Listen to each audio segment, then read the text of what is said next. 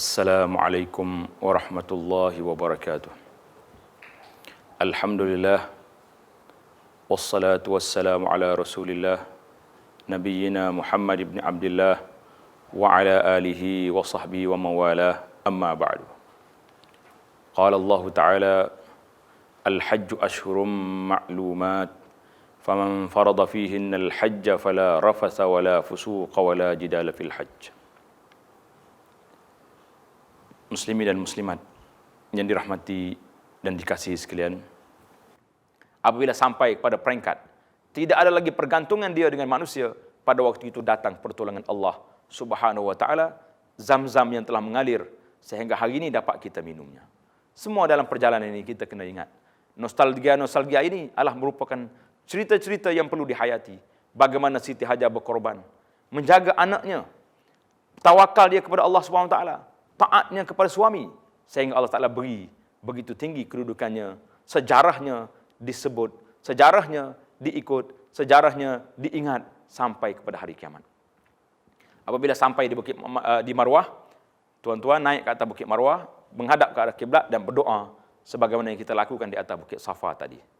Setelah selesai 7 pusingan, maka selesailah sa'i kita. Dan di akhir sa'i tidak ada salat sunat sa'i. Nah, ini kena ingat. Ini beza di antara sa'i dengan tawaf. Tawaf perlu kepada wudu. Sa'i, kalau tak ada wudu pun tak apa. Sah sa'i dia. Dan bagi orang perempuan yang uzur, contohnya setelah dia tawaf, dia balik ke rumah dia kerana nak rehat, tiba-tiba datang haid. Dia boleh meneruskan sa'i di antara Safa dengan Marwah, walaupun sudah tidak berwudu, walaupun dalam keadaan haid, kerana telah diputuskan oleh Majma' al-Fiqhi bahawa tempat mas'a, tempat sa'i bukan dalam bangunan masjid, di luar masjid, untuk menyenangkan umat Islam yang berada dalam keadaan sedemikian itu masuk ke sana. Jadi kerana itulah saya bagi pesanan kepada muslimin dan muslimat, seboleh mungkin kalau nak lakukan salat, masuk ke dalam bangunan masjid, bukan duduk di tempat sa'i kalau masih ada ruang. Kalau ruang sudah tidak ada, itu tidak terpaksa.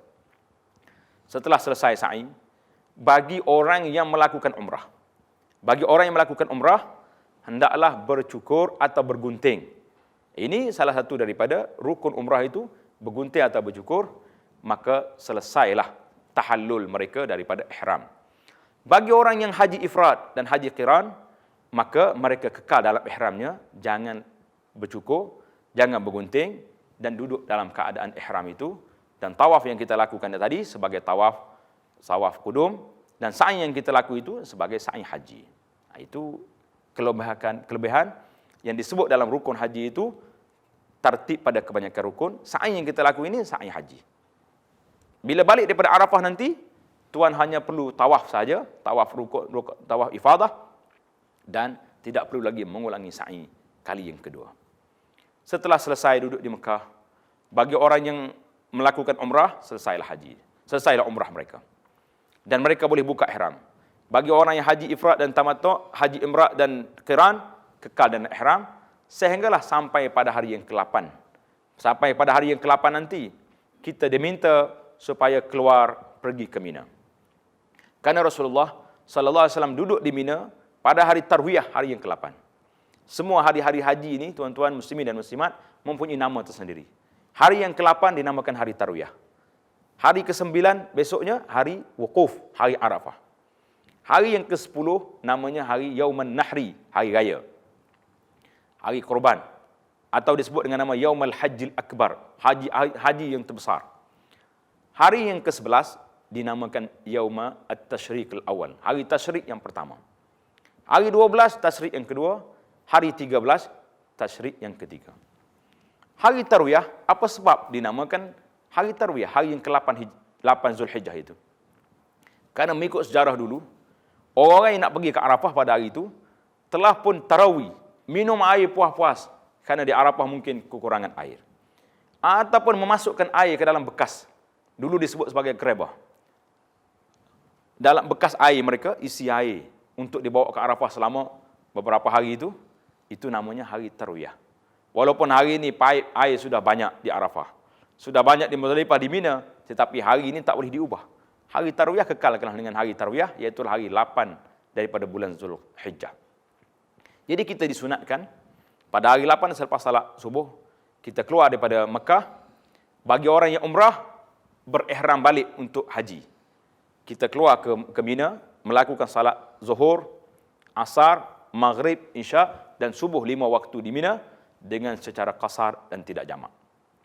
Tapi memandangkan realiti semasa jemaah haji Malaysia, pihak muassasah, pihak tabung haji akan membawa tuan-tuan muslimin dan muslimat daripada Mekah terus ke Arafah pada hari tarwiyah itu, memandangkan keadaan yang begitu berdesak-desak.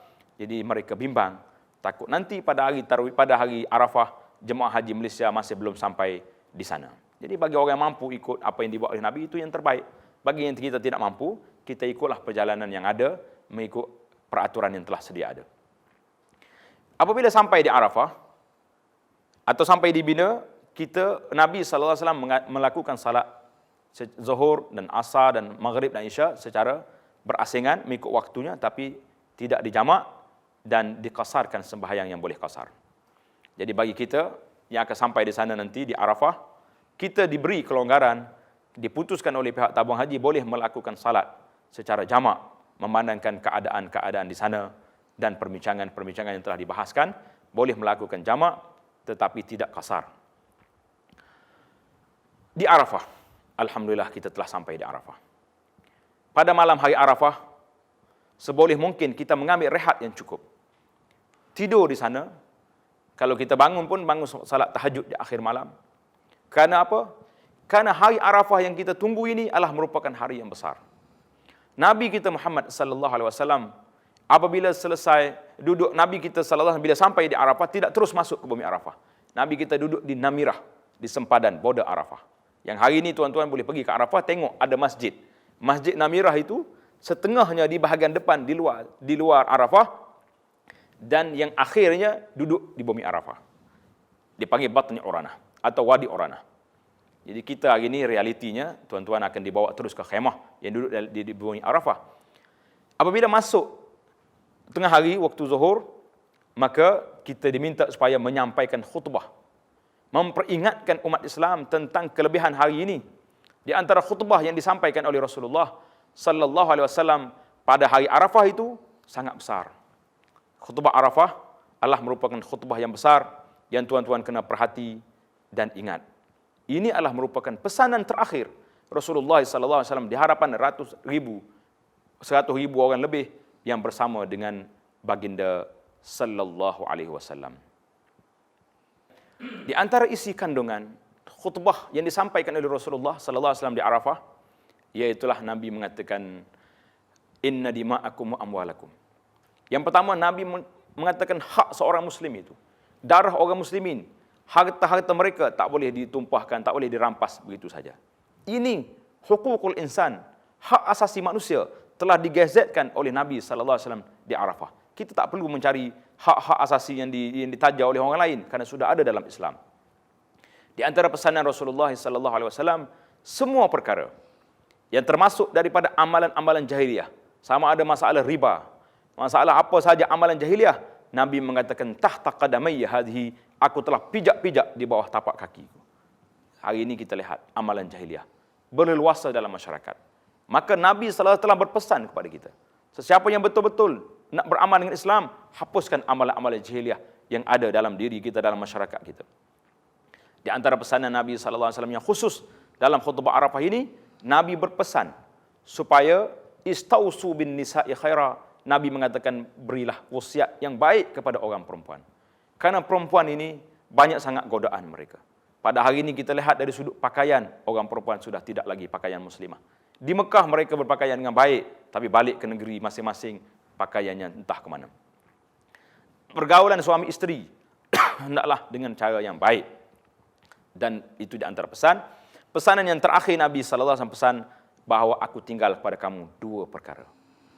Apabila kamu berpegang dengan 2 ini, kamu tidak akan sesat selama-lamanya, iaitulah kitab Allah dan sunnah Rasulullah sallallahu alaihi wasallam. Tuan-tuan, itu di antara isi kandungan, di antara kandungan yang panjang, dan kita boleh baca dan kita teliti semua sekali apakah pesanan Rasulullah untuk dihayati sewaktu kita mengerjakan haji ini dan kita laksanakan setelah kita balik ke negeri kita.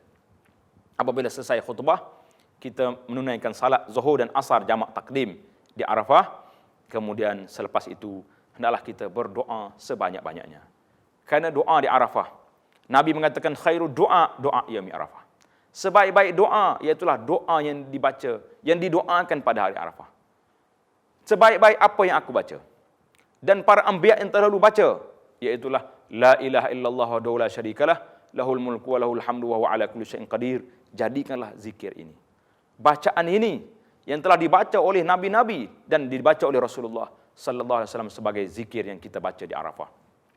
Tuan-tuan muslimin dan muslimat, Nabi kita duduk di Arafah, di atas untanya Nabi kita mengangkat tangan, dua-dua tangan menghadap ke arah kiblat, berdoa kepada Allah Subhanahu wa taala sepanjang hari.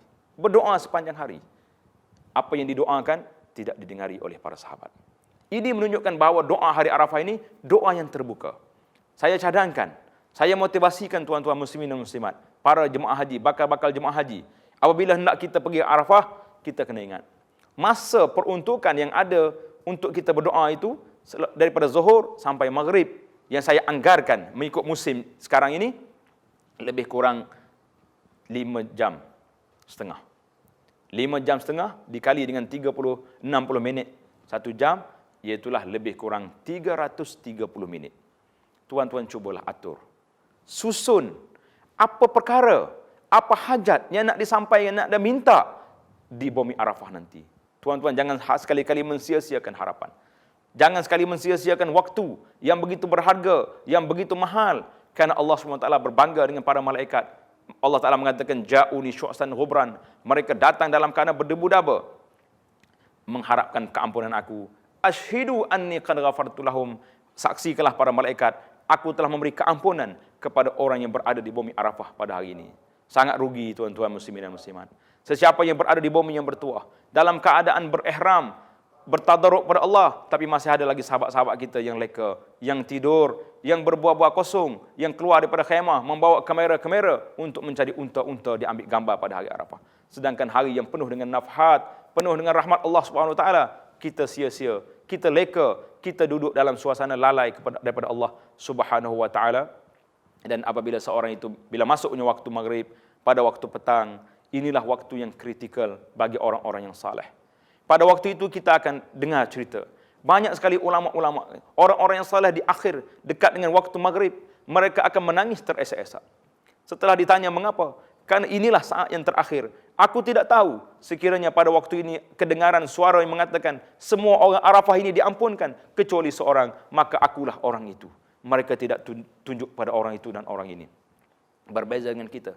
Kalau ditunjuk, diiklankan ada orang yang tidak diampun, kita akan tanya, kamulah.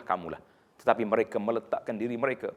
Dalam keadaan itu, kita nampak cerita-cerita yang meriwayatkan bahawa mereka akan menangis pada waktu petang ini.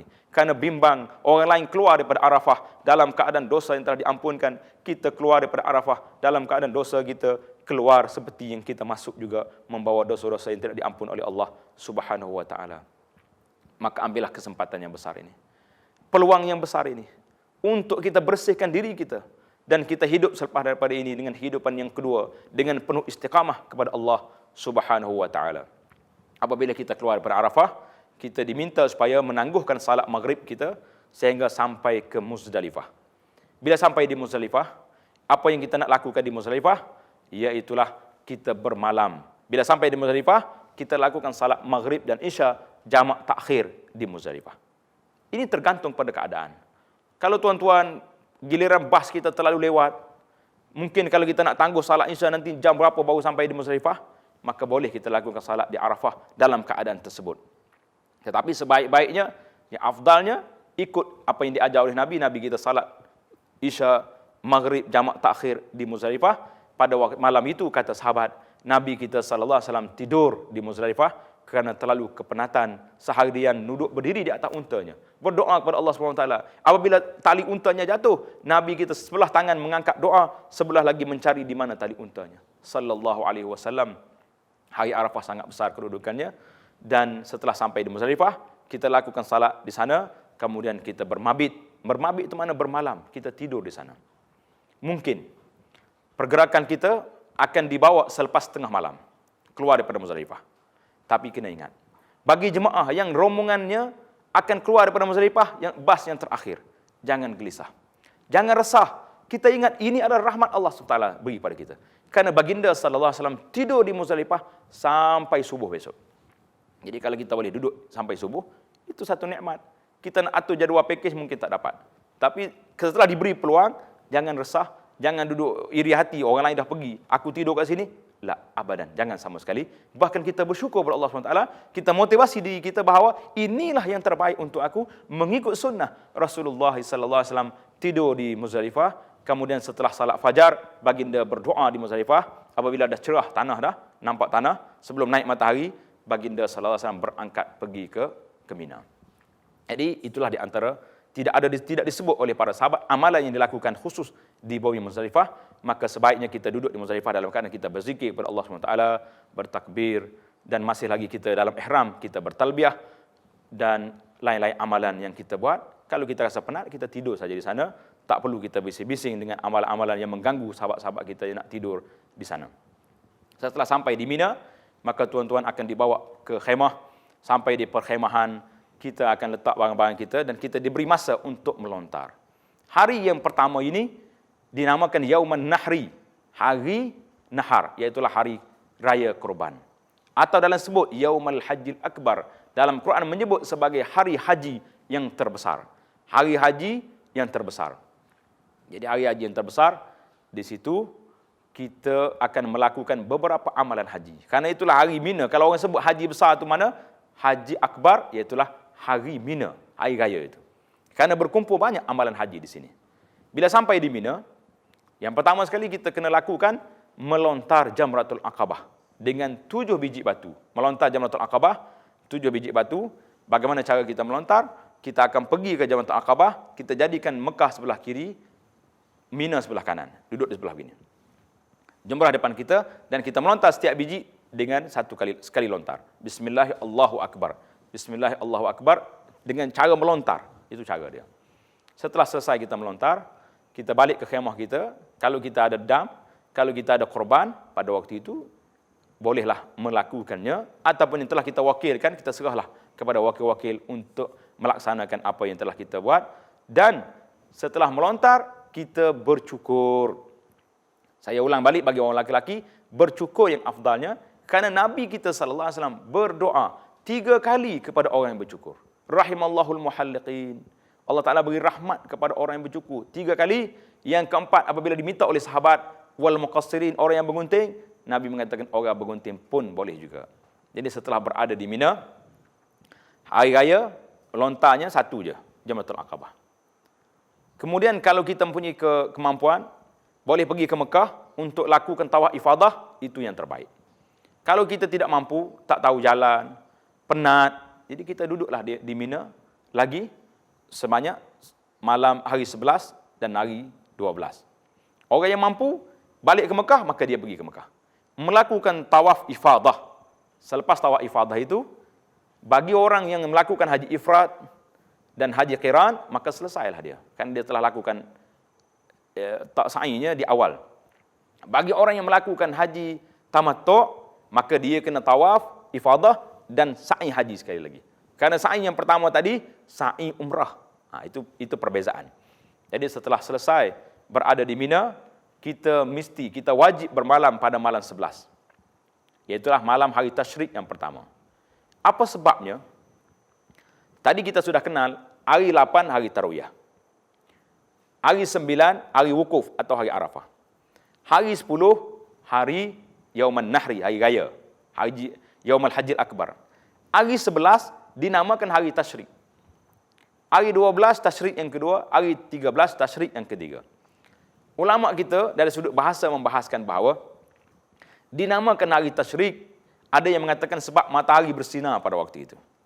Ada yang mengatakan dinamakan hari tasyrik kerana orang sembelih korban dam pada hari raya itu banyak, tak habis nak makan, maka hari 11 hari jemur daging. Itu namanya tasyrik, hari duk jemur daging. Walaupun hari ni jemur daging ni sudah tidak ada, telah dirusakkan oleh peti-peti ais yang begitu besar hari ini, tetapi nama itu mesti dikekalkan. Hari tasyrik, hari orang jemur daging dari segi sejarahnya. Jadi hari 13, hari 11, tuan-tuan kena bermalam di sana satu malam. hari 13, hari 12, hari 11 kita naklah melontar 3 jamrah. Jumrah yang pertama ula, jumrah yang kedua wusta, dan jumrah yang terakhir jumrah kubra atau jumratul aqabah. Tiga-tiga ni kena lontar, satu selesai 7 sini. Setelah selesai, kita menghadap ke arah kiblat, kita berdoa kepada Allah SWT. Ini yang dilakukan oleh Rasulullah. Setelah selesai berdoa, kita pergi jumrah wusta, melontar 7 biji, berdoa lagi sekali kepada Allah SWT. Setelah sampai di jumrah Aqabah, lontar 7 biji, terus dia kita balik. Jadi Nabi kita tidak berhenti berdoa di sana, dia berdoa di jumrah ula dan jumrah al-wusta.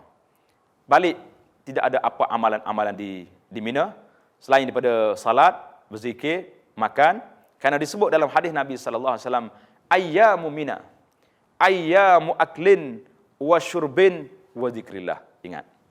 Nabi mengatakan hari-hari Mina ini, sama ada hari 11, hari raya, hari 11, hari 12, hari 13 itu ayyamu aklin wa syurbin, hari makan dengan hari minum. Kerana dia orang itu korban banyak. Nabi kita sendiri berkorban 100 ekor unta. Kita ni jangan berhenti setakat tu je. Makan, minum. Tak? Satu lagi jangan lupa wa zikrillah, hari berzikir kepada Allah Subhanahu wa taala. Jadi dalam perjalanan kita tadi penuh dengan talbiyah. Apabila kita melontar Jamratul Aqabah pada hari raya, maka berhentilah talbiyah kita di sana dan kita boleh ganti dengan bertakbir. Allahu akbar, Allahu akbar, Allahu akbar. Takbir hari raya boleh kita baca secara umum mana-mana waktu kita takbir ataupun muqayyad. Kita hanya baca selepas salat. Itu terpulanglah, yang pentingnya banyak berzikir dan bertakbir kepada Allah Subhanahu wa taala. Apabila selesai hari yang ke-12, hari tasyrik yang kedua, setelah kita bermalam di sana malam tadi, pada hari yang ke-12, sekali lagi kita diminta supaya melontar 3 jamrah. Setelah kita melontar, kita diberi pilihan. Mana-mana jemaah yang nak balik ke Mekah, nafar awal, ini namanya nafar awal. Rombongan yang berangkat dahulu, itu nama nafar awal. Dia boleh balik ke Mekah. Dengan niat, aku keluar daripada Mina pada hari ini, tak balik lagi ke Mina untuk melakukan haji. Sesalah. Bagi orang yang rasa, saya nak duduk sehari lagi. Kerana mari haji ini bukannya setiap tahun, ini kali pertama dan mungkin ini kali terakhir. Maka dia boleh duduk sekali lagi, bermalam, bermabit pada malam 13 dan melontar pada hari yang ke-13. Jumrah 3 juga, ula, wusta dan kubra, al-aqabah. Setelah itu mereka balik ke Mekah, dinamakan nafar tsani. Maknanya kumpulan yang kedua balik. Allah Taala telah berfirman dalam Al-Quran, "Faman ta'ajjala fi yawmaini fala isma 'alaihi, wa man ta'akhkhara fala isma 'alaihi liman ittaqa." Sesiapa yang nak cepat balik 2 hari, boleh. Siapa yang nak lambat balik hari 3 hari pun boleh. Semuanya diberi keampunan, diterima oleh Allah Ta'ala dengan syarat kita bertakwa di dalam melakukan haji. Tuan-tuan muslimin dan muslimat, siapa yang duduk 2 hari, jangan duduk cerita orang duduk 3 hari. Orang duduk 3 hari, jangan duduk kata, awak ni nak cepat-cepat dah lah. Tak. Diberi kelonggaran oleh Allah SWT, kita memberi pilihan. Setelah kita balik ke Mekah, bagi jemaah yang belum balik lagi daripada Mina tadi, naklah segera melakukan tawaf ifadah. Dan juga yang belum lagi sa'i haji, naklah melakukan sa'i haji. Setelah itu, selesailah dua-dua, dia panggil tahallul awal dan tahallul tsani. Apabila tahallul awal, bila kita selesai, setelah kita melontar dan kita bercukur atau bergunting, tahallul awal, 10 perkara telah terangkat daripada kita. Tinggal lagi perkahwinan dan perkara yang berhubung dengan perempuan, dengan seks. Bila kita balik, kita lakukan tahallul tsani, maka semua 13 perkara larangan ihram itu telah terangkat daripada kita. InsyaAllah ta'ala kita berdoa kepada Allah SWT, Allahumma ij'al hajjana hajjan mabrura, wa sa'yana sa'yan mashkura, wa amalana amalan maqbulan, ya Rabbal Alamin. Ya Allah, jadikanlah haji kami haji yang diterima, amalan kami amalan yang diterima, segala usaha kami usaha yang baik, yang diredai oleh Engkau, ya Rabbal Alamin. Apa yang dapat kita simpulkan di sini, bahawa perjalanan haji ini, daripada awal sampai akhir, iaitulah perjalanan yang mengikut peraturan yang telah diajar oleh Nabi kita Muhammad sallallahu alaihi wasallam, dan semua dalam perjalanan kita ini penuh dengan talbiyah dan zikir kepada Allah Subhanahu wa taala, dan jangan sekali-kali melakukan perkara-perkara yang dilarang dalam ihram. Kerana apabila kita melakukan perkara ini secara sengaja, bagaimana kita nak meraih haji yang mabrur. Itulah yang kita bimbang. Akhirnya, semua pergerakan kita, semua kerja buat kita, semua bacaan kita, amalan kita dalam haji, tak boleh kita lari daripada apa yang telah disegaskan oleh Nabi SAW dalam Hajjatul Wada. Nabi mengatakan, khuzu anni manasikakum. Ambillah amalan haji kamu daripada amalan yang telah aku lakukan ini. Jadi sekian dulu. Assalamualaikum warahmatullahi taala wabarakatuh.